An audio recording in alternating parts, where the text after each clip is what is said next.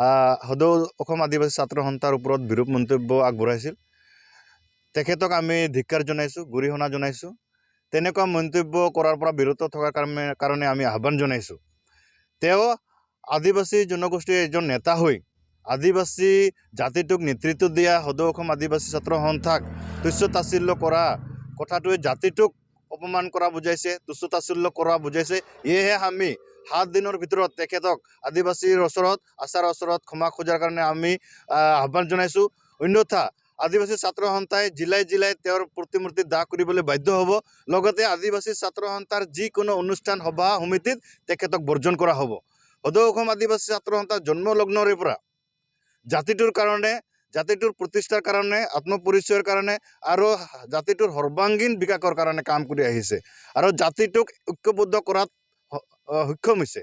গতিকে তেনে ক্ষেত্ৰত এজন জাতিৰ প্ৰতিনিধি, জাতিৰ নেতাই আশাক তুচ্ছ তাচ্ছিল্য কৰাটো অতিকৈ দুৰ্ভাগ্যজনক। সেইকাৰণে আমি তেখেতক ক'ব খোজোঁ যে তেওঁ মুখ্য কাৰ্যবাহী সদস্য হৈ তেওঁ অহংকাৰ হৈছে, ক্ষমতা মূৰত উঠিছে, সেইকাৰণে তেওঁ আবুল তাবুল বকিবলৈ আৰম্ভ কৰিছে। আৰু একচুৱেলি যেতিয়া আমি সদৌ অসম আদিবাসী ছাত্ৰ সন্থাৰ ভাৰপ্ৰাপ্ত সম্পাদক, মুখ্য কাৰ্যবাহী সদস্য, তেওঁৰ কিছুমান কেলেংকাৰীৰ কথা উল্লেখ কৰিছে বা উন্নয়ন পৰিষদৰ কিছুমান কাম কাজৰ ওপৰত তেওঁ মন্তব্য কৰাৰ কাৰণে তেখেতে এনেকুৱা কৈছে বুলি আমি ভাবোঁ। কিন্তু আমি সদৌ অসম আদিবাসী ছাত্ৰ সন্থাৰ অধিকাৰ আছে যে অসম চৰকাৰ আৰু ভাৰত চৰকাৰৰ মাজত যিটো একৰ্ড হৈছে আৰু প্ৰত্যেক বছৰে 200 কৰোৰ টকা আদিবাসীসকলৰ উন্নয়নৰ কাৰণে টকা দিয়াৰ কথা, আৰু এই টকা আজি 2 বছৰ হ'ল 400 কোটি টকা ক'ত ব্যৱহাৰ হৈছে বুলি আমি প্ৰশ্ন কৰিব বিচাৰিছোঁ। আৰু ইতিমধ্যে পৰিষদৰ ইণ্টাৰিম সময়সীমা উকলি গৈছে।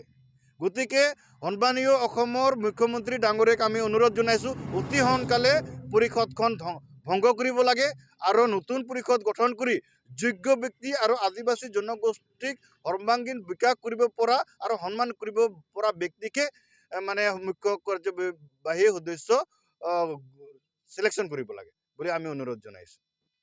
তেওঁ কৈছিল যে আশা জাতিটোৰ কাৰণে কি কৰিছে, বা আশাই আজি ভাগ ভাগ হৈ মানে চৰকাৰৰ লগত উঠা বহা কৰিছে। সিহঁতৰ একো কাম নাই। আজি যি সময়ত জাতিটো সংকটত পৰে, সদায় আদিবাসী ছাত্ৰ সন্থাই জাতিটোৰ ওচৰত থিয় দিয়ে। 1996 চনৰ পৰাই জাতিটোৰ উন্নতিৰ কাৰণে আৰু ৰক্ষাৰ কাৰণে আজি ছাত্ৰ সন্থাই কাম কৰি আহিছে।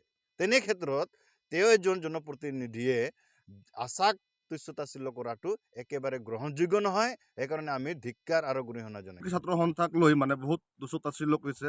এই আশা 2টা ভাগ 3টা ভাগ, আশা একো কৰিব নোৱাৰে, আশা জাতিৰ কাৰণে একো কৰি দিয়া নাই, যদি কৰিব পাৰে আমি চেলেঞ্জ কৰি আছোঁ, তেনেকুৱা মন্তব্য দিছে। আৰু মানে সেইটো মন্তব্য মানে সমগ্ৰ অসমৰ আদিবাসীক মানে বেয়া এটা প্ৰভাৱ লৈ আহিছে।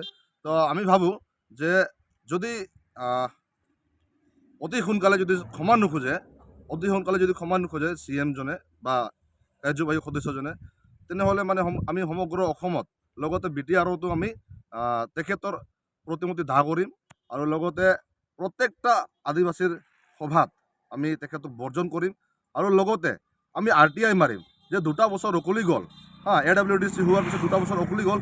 এই 2টা বছৰত মানে 400 কোটি টকা ক'ত আনিলে, ক'ত কি ব্যৱহাৰ কৰিছে আমি দেখা পোৱা নাই। কিন্তু খালি সেইদিনা কোৱাৰ নিচিনা তেওঁলোকে কোকৰাঝাৰ আৰু গুৱাহাটীতে আবদ্ধ হৈ থাকে, কিন্তু সমগ্ৰ অসমৰ আদিবাসীৰ কাৰণে তেওঁলোকে দায়িত্ব লৈছে, কিন্তু সেই তেওঁলোকে দায়িত্বটো পালন কৰা নাই।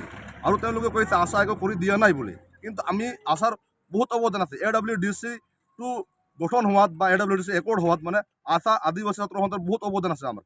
প্ৰথমতে তাতে STৰ কি কয় একৰ্ডটো মানে সন্নিৱিষ্ট হৈ আছে। সেইটো প্ৰথমতে আমাৰ প্ৰদীপ দা ডাঙৰীয়া কৈছিলে এইটো, আৰু বহুত কিবা কিবি মানে তাতে সন্নিৱিষ্ট হৈ আছে সেই একৰ্ডত। তো সেইখিনি গোটেইখিনি কথা AWDCৰ মেইন মুৰব্বীজনে পাহৰি গৈ আছে আজি আমাক। যিদিনা কষ্ট হৈ আছিল সেইদিনা কিন্তু আমি আদিবাসী ছাত্ৰ সন্থাই আমি সহায় কৰিছোঁ। আজি তেওঁলোকে সহায় পাই তেওঁলোকে মানে ৰাজ আখৰত থাকি মানে আজি আমাক পাহৰি গৈ আছে তেওঁলোকে। তো তেনেকুৱাই যদি কৰি থাকে তেনেহ'লে আমি সদৌ অসম আদিবাসী ছাত্ৰ সন্থা তেওঁলোকক প্ৰত্যেকটা জনসভাত আমি বৰ্জন কৰিবলৈ বাধ্য হ'ম মানে। যিকোনো খবৰৰ বাবে যোগাযোগ কৰক 7099017330 লগতে 7099017110 নম্বৰত।